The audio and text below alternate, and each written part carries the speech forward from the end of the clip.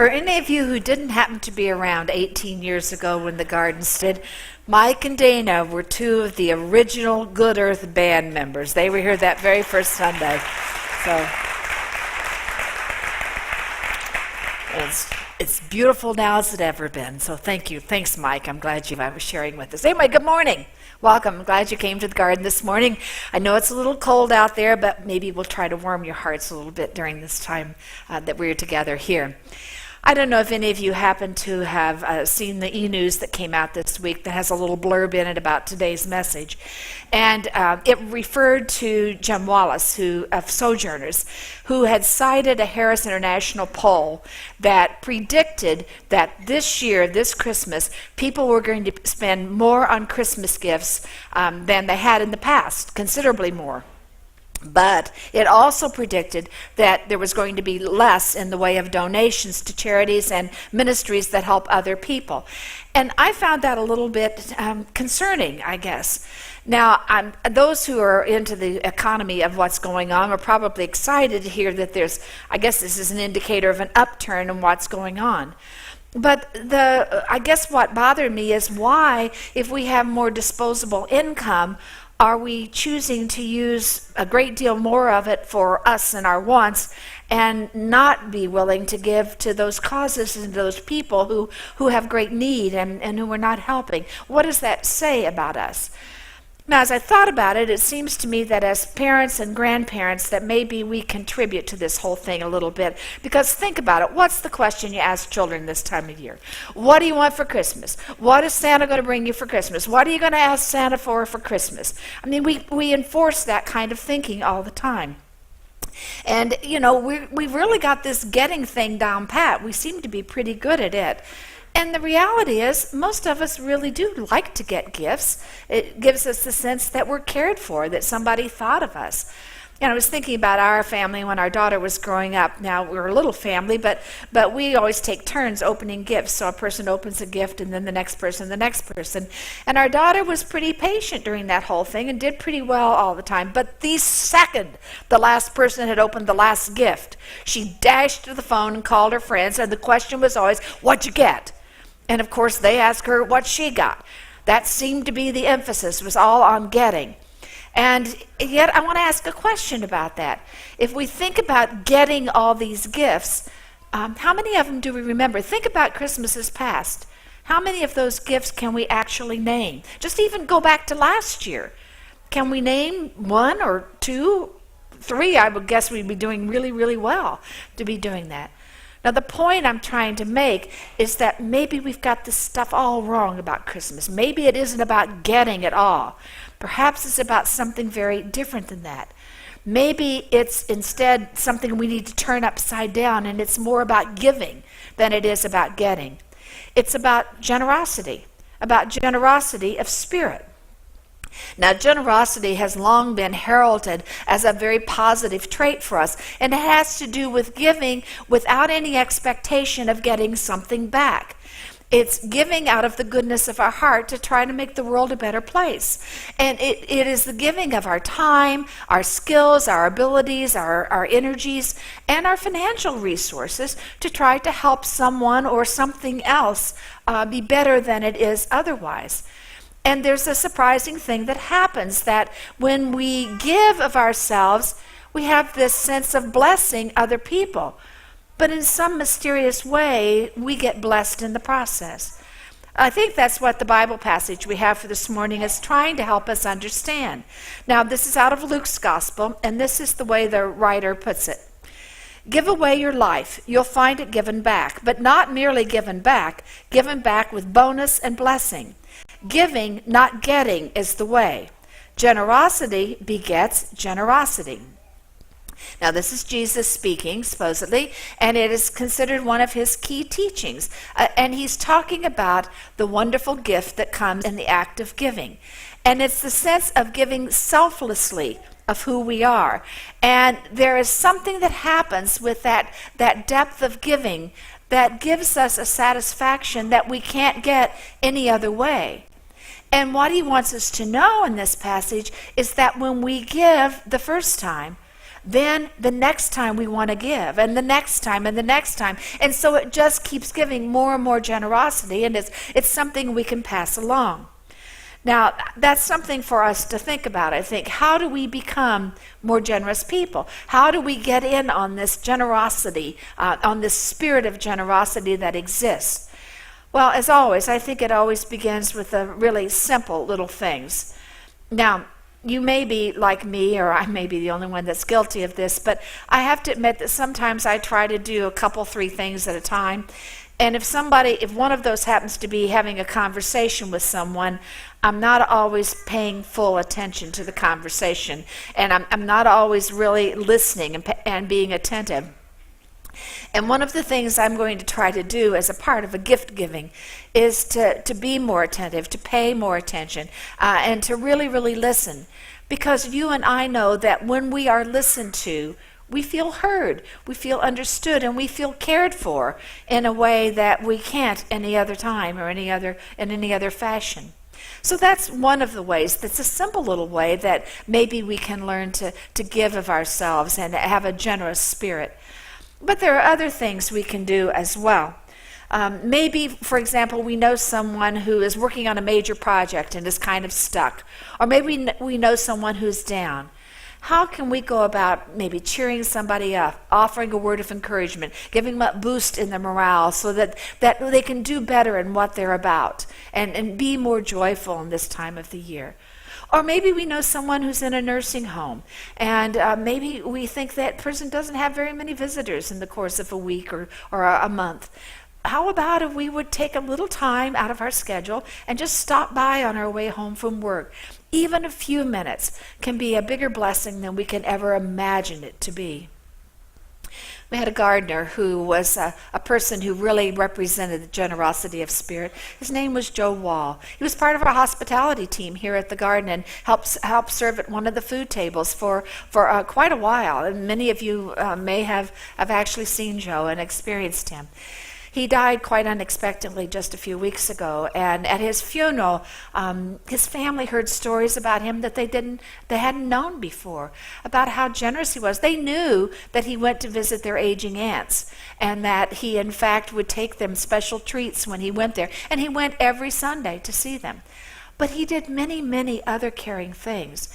He was a wonderful example for all of us of how we can be generous with our very being, that we can give of ourselves, of our time and our energy and our skills and our abilities, and really make a difference with people.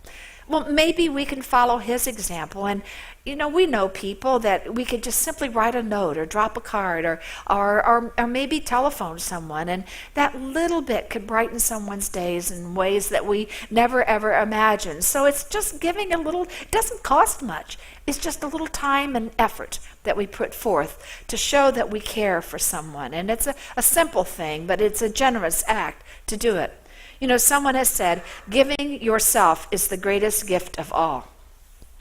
Well, I don't want to talk about giving of ourselves without mentioning the open house last week and the wonderful folks who gave so much of themselves to make that happen. We had a group that went in and cleaned up the offices so we could even host people. And then there were those who prepared food, who decorated the room, and just made it a really wonderful place to be and created such a warm, friendly environment.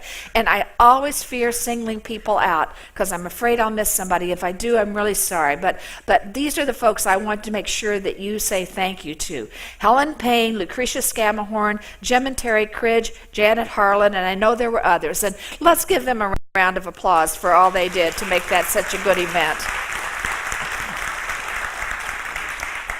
And by the way, you need to give yourself a round of applause because you provided 117 household essential baskets last week. So thank you. Good job. So those are examples of acts of generosity, ways in which we offer ourselves to others. But there are other ways we can do that too, because we can give of our financial resources. And again, sometimes it starts with the little things.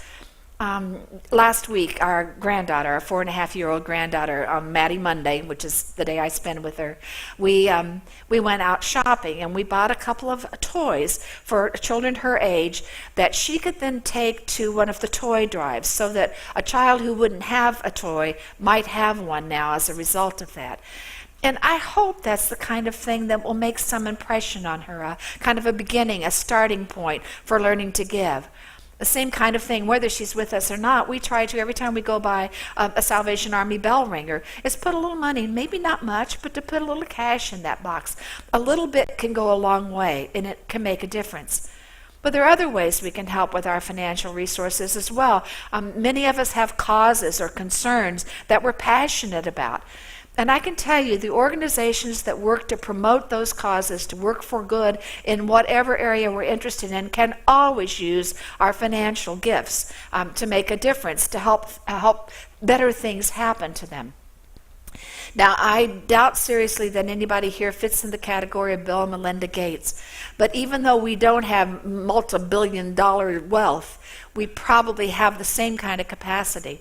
And I think about how they are being so generous through their foundation and how they are helping so many people. They are almost single-handedly, with the help obviously of a lot of people, about to eradicate polio in the developing countries around the world. I happened to have caught a show that I think was on PBS not long ago that had a half dozen or so of these really, really rich, wealthy people. And one of them was Warren Buffett. And he made a comment that I thought was pretty telling. He said, you know, most of us can get along pretty well on $500 million a year. And I thought, couldn't we all get along pretty well on that? But that's not anything that most of us will ever have an ability to experience. And yet we all are much wealthier than virtually the rest of the world, anywhere in the rest of the world. And we have much that we can give. And there are lots of organizations, lots of causes that can really benefit from that. One of the ones that I'm particularly fond of is Heifer International. I don't know if you know about it or not, but this is where individuals or families can purchase an animal as a gift to someone else if they want, can purchase like a cow or a chicken or a goat and give that to a family in a developing country.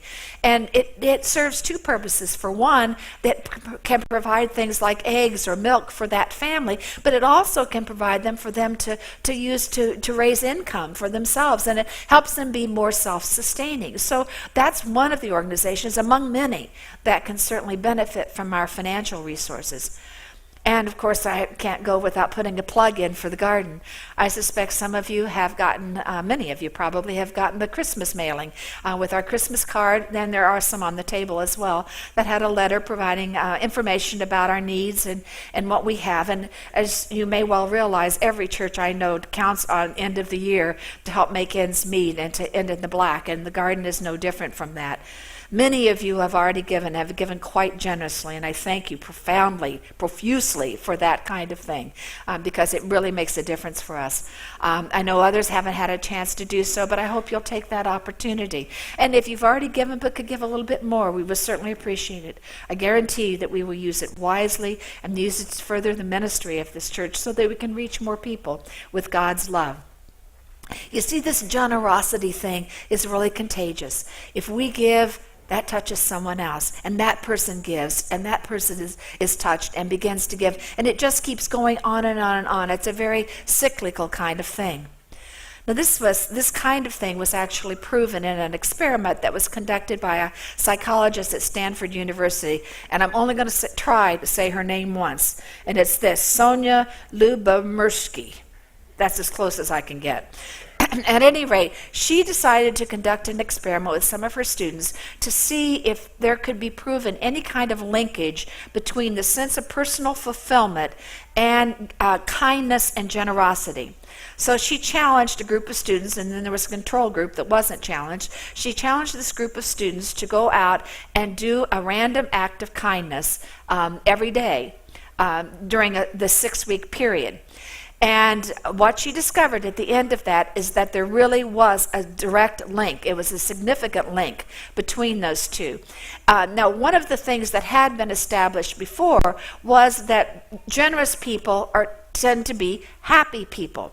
But what this particular experiment proved was that good deeds, acts of generosity, acts of kindness, are actually the direct cause of a sense of meaning and being worthwhile in an individual.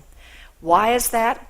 Because there is that sense that we're doing something that makes a difference. It's almost like finding a sense of purpose in the act of giving.